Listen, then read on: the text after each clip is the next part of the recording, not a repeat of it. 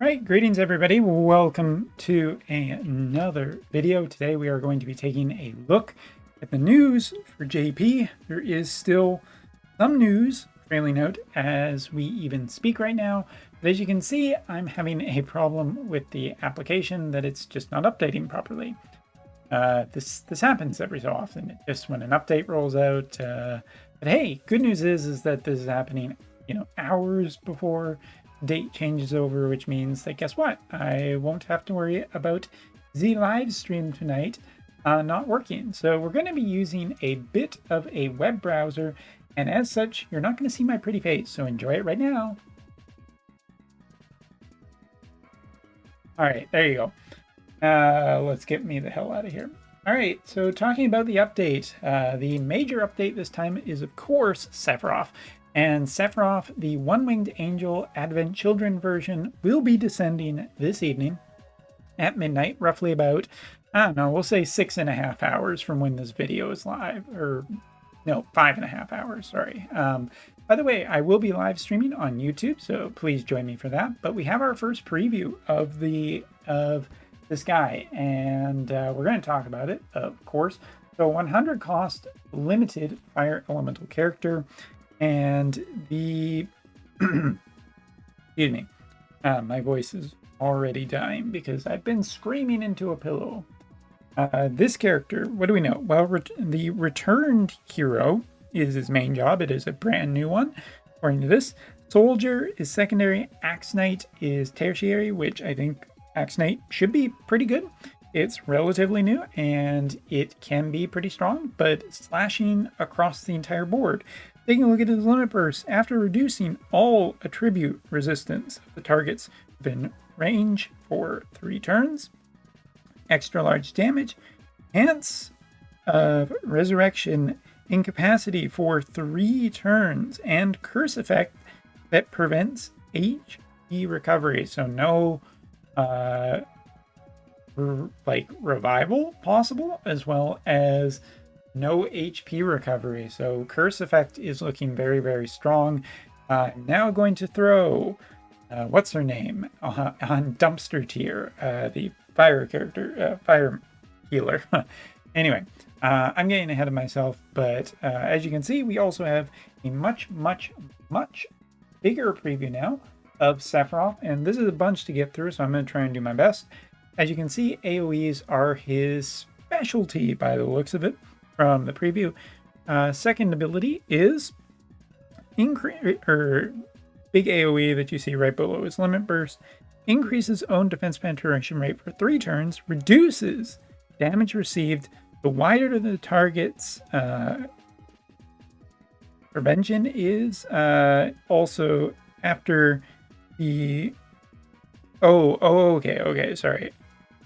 So here's this ability is quite wordy, and this is the first time that I'm actually seeing it. You're getting live recorded reactions. So it increases his defense penetration, and it is a large damage attack, but the effects that reduce those aura style effects that reduces damage, the wider the attack area, this just quite frankly cancels that. And then it absorbs part of the damage done as healing for Sephiroth. So an incredibly powerful ability, even though it is at short range. The fact that this just skirts one of the most powerful recent auras in the game could already dictate how strong this character is going to be. But let's talk about his next one. All right, so raises range attack resistance for allies within range around self for 4 turns. Grants the effect to remove target's haste when hit, and re-raise to automatically recover when incapacitated, effect minimum, 4-turn AP recovery effect medium. Added an effect that removes all buffs from the targets when an attack is hit. Increases resistance to all attributes if re-raise or automatic AP is in effect. So there's a lot to talk about in this bottom ability that you can see my mouse cursor on. This is just quite frankly massive. I mean, it gives him auto re-raise. It gives him the effect to cancel out haste, which is a very popular thing to be on many different characters. We're looking at range attack resistance, 4-turn effects, as well as like AP recovery directly on him in a medium style effect. Removes all buffs from targets with any of his attacks, be it his limit burst, any of his AoEs, and we're also getting elemental attribute resistance up if his AP recovery is in effect, which is just massive. It's absolutely massive how strong this character looks on paper so far. But it gets even better because we do get a master ability here, which is AP acquisition up by 30%. So his AP recovery is actually better than it normally is, and single target resistance of up to 15. So for people who have been looking for a character to counter Ashen Mont, this is definitely the one, since a lot of his stuff looks to directly fight against it. But Sephiroth may still, I mean, this does not mean the end of Ashen Mont by any stretch of the imagination. What it essentially means is that we are going to have two strong competitors, and quite possibly absolutely terrifying this guy with Joom or Ashen Mont, or dare I say both, if there's some way to squeeze all of those onto a team. This should be absolutely terrifying to fight. I don't think that tanks will stand up against this character. I don't think that a lot of characters will stand up against this character. Of course, we haven't seen his full kit. That will come later this evening, and I will be doing that on live stream, so please tune in for that.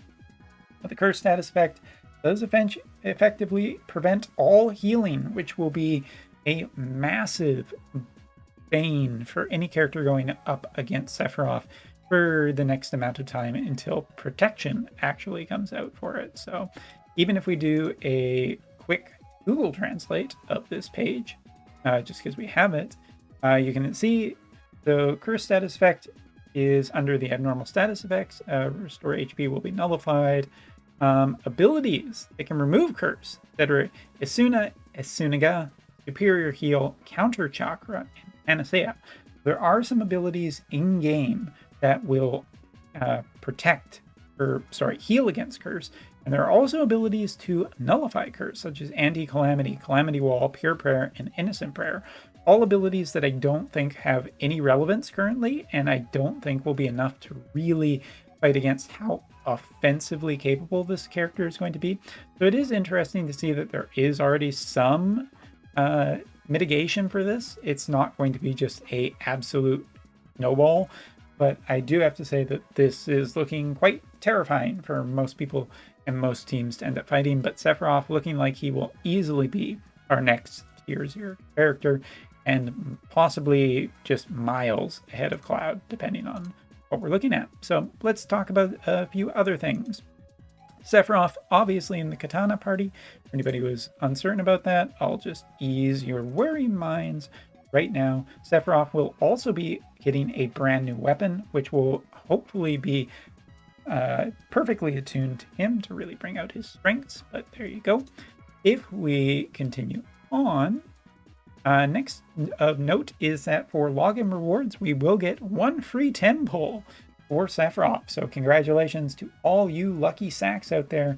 We'll get Sephiroth from one pull, and for the rest of us, we hope you have a Merry Christmas. Yes, that's right. I'm going to stay nice. Golden Week bonuses will be in the shops, special Golden Week shops. We'll see if they're any good.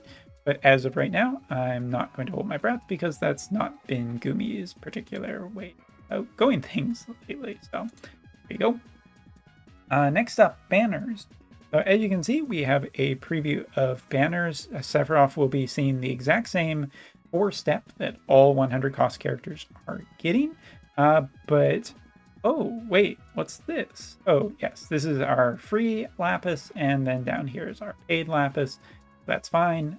This one, which is actually kind of interesting if there had been uprates on this, but as we know, these banners that are 5 UR guaranteed are no uprate whatsoever for the character and target, which is a little disappointing. This would have been a really good deal had it been otherwise, and Sephiroth would have been everywhere had it been the case. Oh, and we have the producer live letter. I'm not going to... This just popped up, so this is going to be a bonus for this video. Greetings from here now, the producer of the FFP series. Are you enjoying the Advent Children collaboration? It's too expensive.